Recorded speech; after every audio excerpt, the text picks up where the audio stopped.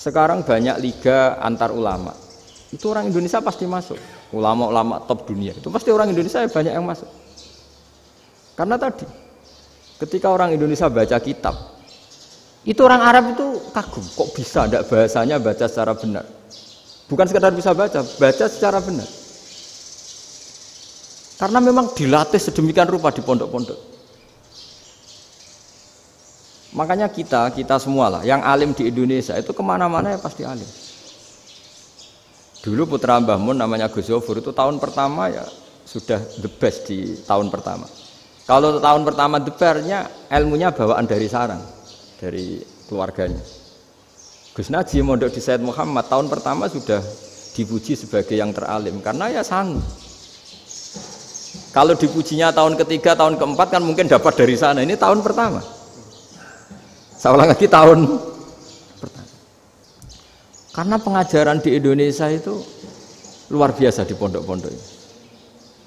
Makanya kalau dalam anekdot pondok itu cerita-cerita lucu itu. Ada orang Jakarta ngaji, setelah di kelas itu pelengahan terus. Melihat jendela, lihat pintu terus. Lama-lama gurunya marah. Kamu diajarin kok enggak punya sopan, melihat pintu terus enggak memperhatikan guru ya. Anak Betawinya jawabnya lucu. Habis Pak Guru bohong ya. Kenapa ya? Kamu Pak Guru bilang Ja'a Zaidun, Zaid datang. Tak lihat enggak ada yang datang. Setelah itu contoh nasab kan ro'a itu Zaidan. Saya melihat Zaid, saya enggak melihat Zaid. Contoh ketiga yang jer kan maror tu bi Zaidin. Saya berjalan ketemu Zaid. Pak Guru diam di situ enggak jalan-jalan.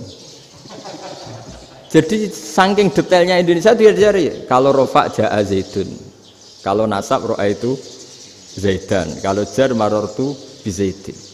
Nah si murid Betawi ini karena pertama sekolah, ngiranya gurunya itu cerita Zaid datang, makanya dia ngelihat pintu terus. Mana katanya datang kok enggak datang-datang. Nah dengan latihan seperti itu, kemungkinan orang Indonesia salah itu kecil karena memang dilatih betul. Saya ulang lagi karena memang dilatih betul. Sehingga ketika orang Indonesia ini yang cerita seorang wartawan. Ini kisah nyata. Kalau ini tidak anekdot, kisah nyata. Ada wartawan internasional ngeliput Ramlah. Ramlah itu di Gaza, di Palestina. Wartawan Indonesia ini hanya bisa bahasa Inggris. Dijak ngomong bahasa Arab. Terus dia bilang saya tidak bisa. Saya tidak bisa, saya bisanya ngomong Inggris. Tapi apa yang terjadi setelah sholat, si Indonesia ini jadi imam pakai sholat jariyah lagi. Baca bismillah benar, bismillahi jar karena mudhof ilaih. Terus ketika iktidal ya benar, Rabbana lakal hamdu mil'us samawati wa mil'ul ardi benar. Ketika tahiyat ya benar, at-tahiyatul mubarakatuh sholawat. Sama orang Arab ini diambungi. Orang Arab kalau senang orang itu dicium. Kamu tawaduk, sebenarnya kamu tuh ahli bahasa Arab. Karena orang Indonesia sekali sholat itu nggak ada yang salah. Meskipun benarnya karena hafalan, tapi bagi yang ahli nahwu itu hebat.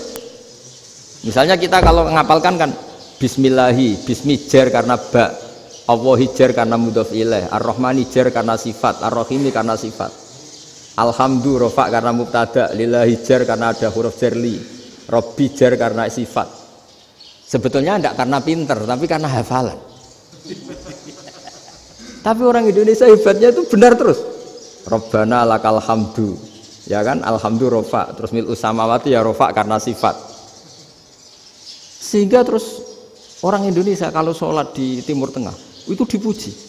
Karena makhrajnya ya benar, rofa nasabnya juga benar. Nah itu di negara lain tidak ada enggak Indonesia. Orang Cina itu sering bikin marah orang-orang Arab karena kalau dongo itu nggak fasih kayak orang Indonesia. Orang Indonesia kalau dongo ya Allahumma tohir qalbi. Orang Cina ini yang jadi guyon di Arab.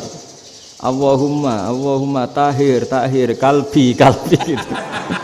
Itu kan bedanya jauh. Itu orang Arab pertama membiarin, lama-lama kalbun entak gitu. Maksudnya asu-asumu gitu.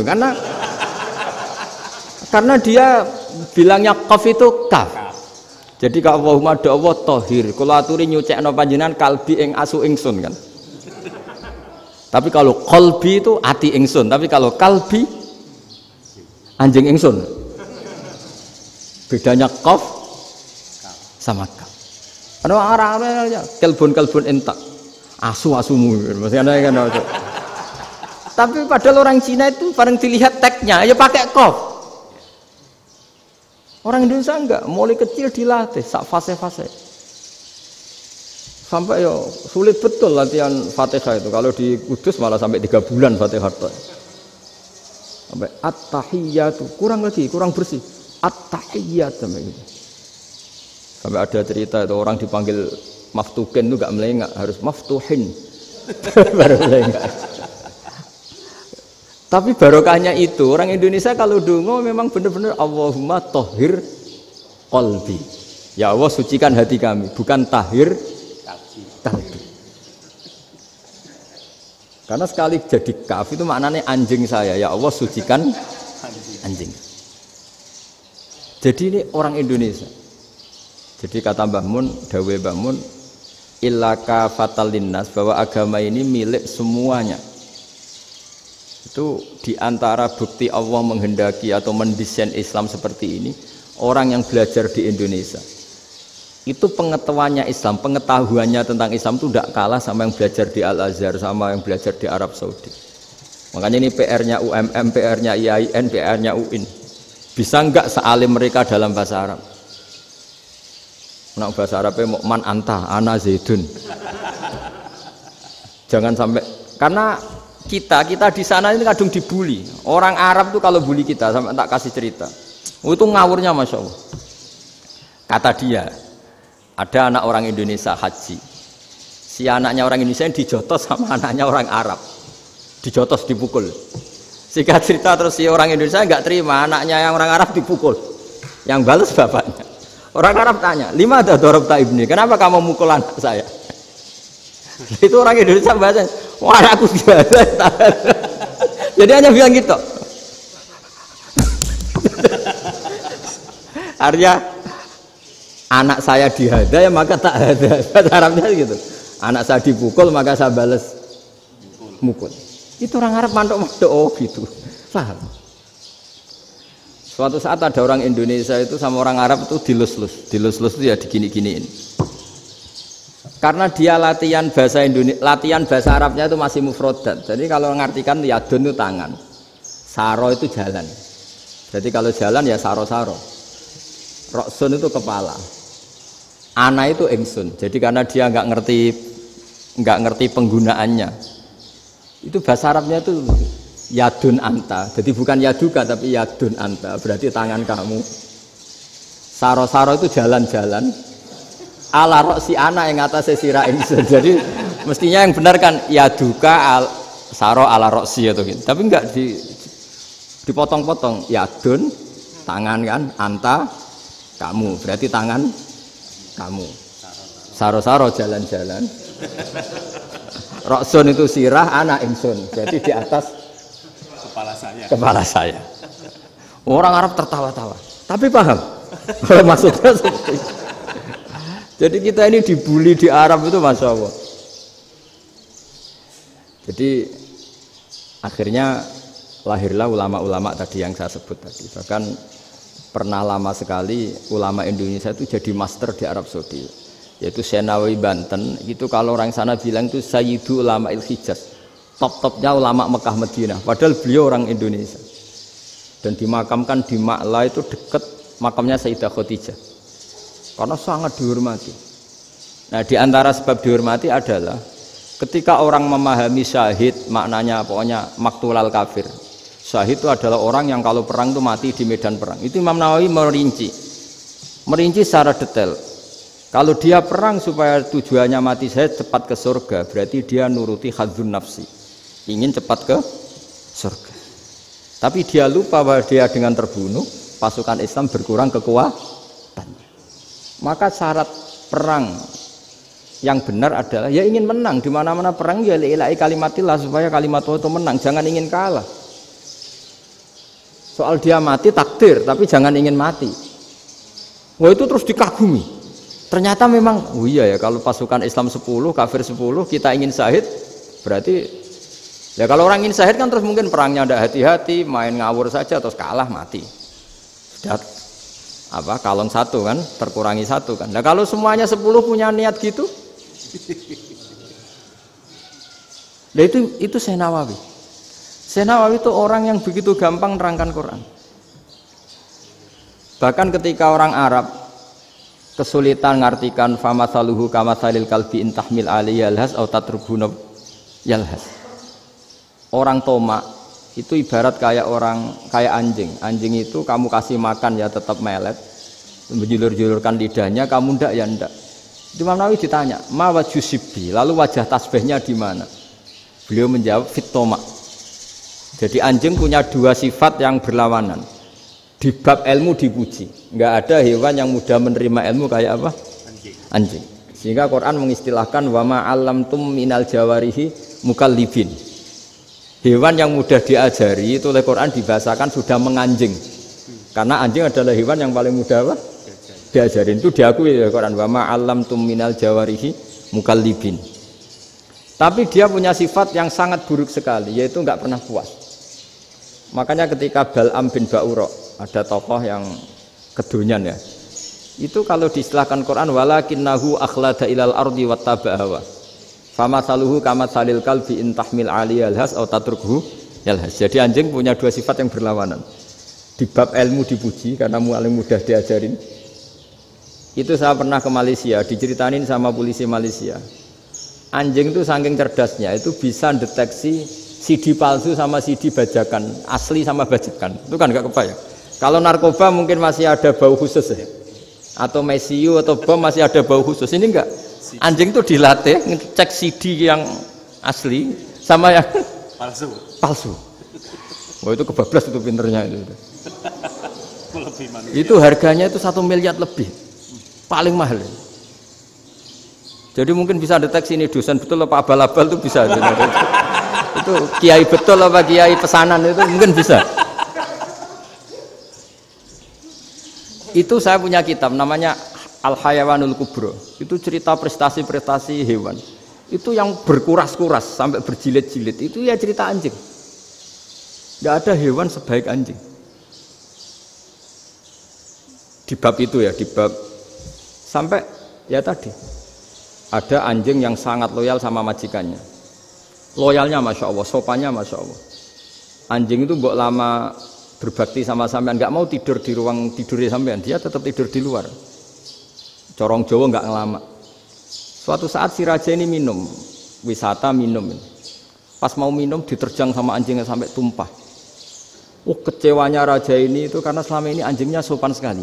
Sekedar ganggu di ruangannya nggak pernah, malah ini mau minum, minuman yang disukai diterjang anjingnya tumpah. Marah kan anjingnya di mana? Ternyata apa? Minuman itu anjing ini tahu kalau minuman itu beracun, diracuni oleh musuhnya.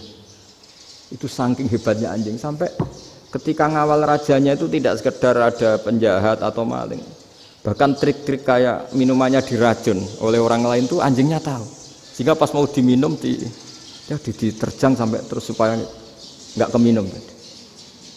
Makanya Quran istilahkan anjing itu apa? Wa ma 'allamtum minal jawarihi mukallibin. Hewan piaraan yang kamu ajarin nanti sampai sepinter anjing.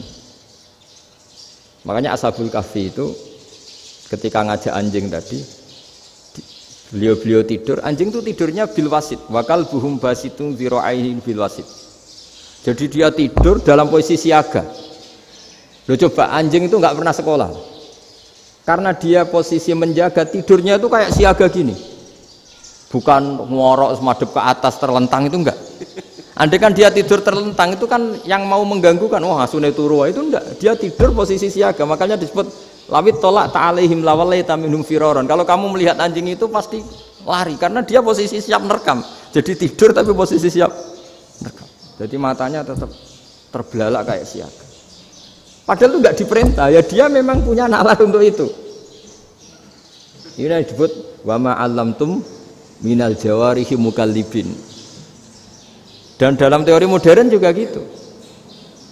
Tapi dalam hukum Islam yang dianut mazhab Syafi'i itu anjing tetap najis. Ya sudah najis ya najis, tapi ada mazhab lain yang mengatakan tidak najis. Tapi tidak usah ngrumat anjing, geger nanti kalau rektor kampus punya anjing. Tapi ilmu itu bagus untuk kelangenan kadang. Andai kan tidak ada mazhab Malik, maka kita kesulitan menceritakan Ashabul Kahfi yang hewan piaraannya itu anjing. Tapi misalnya anjing disucikan, kita juga nanti susah menjelaskan hadis Nabi malaikat itu tidak masuk rumah yang di situ ada apa? Anjing. Maka ilmu itu, makanya kata Imam Sa'roni, sebagian ilmu itu memang kelangenan, tapi nggak boleh jadi praktek. Tapi harus ada. Misalnya begini, contoh paling gampang. Api dalam mazhab Syafi'i kan alat pensuci hanya dua, air dan tanah. Ya saya ulang lagi, air dan tanah, yaitu tanah untuk mensucikan najis anjing. Imam Abu Hanifah menambahkan api. Mazhab Syafi'i itu agak kesulitan ketika ada batu bata dibikin dari tanah-tanah yang bercampur kotoran. Mazhab Syafi'i akan kesulitan karena di situ ada najis yang jadi materinya bata. Hukumnya gimana kalau nanti dipakai masjid? Tapi barokahnya ada beberapa mazhab. Abu Hanifah mengatakan dan api. Jadi apa tadi air, tanah, api. Alasannya masuk akal. Ketika usatul mukminin, orang-orang mukmin yang ahli maksiat itu sebelum masuk surga, kalau dia dosanya banyak itu dibakar dulu supaya suci. Emas itu untuk memisahkan dengan materi lain juga harus dibakar.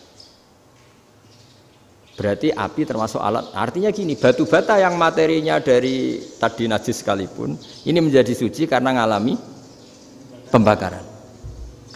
Tapi kata Imam Sa'roni, ilmu ini hanya sebagai ilmu. Jangan sampai kalau kamu mau wudu gak ada air terus membakar diri lah, ini ribet kan. Jadi ilmu itu sebagian memang untuk kelangenan. Karena kita butuh. Andai kan tidak ada mazhab Abu Hanifah, maka kita akan kesulitan pakai bata. Kita tahu cara bikinnya kadang di tempat yang kotor, di tempat yang najis. Tapi karena ini ngalami dibakar, maka hukumnya suci menurut mazhab Abu Hanifah.